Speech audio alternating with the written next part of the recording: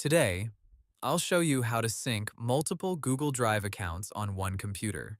If you use more than one Google account for work, school, or personal files, the good news is that Google Drive for Desktop supports multiple accounts on the same computer. Google says you can use up to 4 accounts at one time with Drive for Desktop, and you can add another account from the app menu, then sign in through your browser. To begin, install and open Google Drive for Desktop on your computer. Then sign in with your first Google account. After that, click the Google Drive for Desktop icon in your taskbar or menu bar. In the top right corner of the Drive window, click your profile picture, then choose Add Account or Add Another Account. Google says you can repeat this process to add more accounts, up to 4 total, and then restart Drive for Desktop so the new account finishes connecting.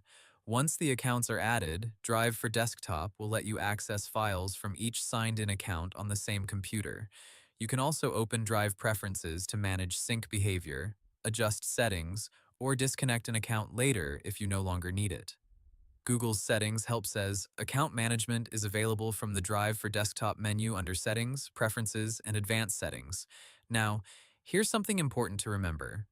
Google's help specifically says up to 4 accounts, so if you already added several and the next one doesn't appear, you may have reached the limit. Also, after adding an account, restarting Drive for Desktop is part of the normal setup flow. If your goal is simply to switch between Google accounts in a browser, Google also supports multiple signed-in Google accounts on the web, but that is different from syncing files locally with Drive for Desktop.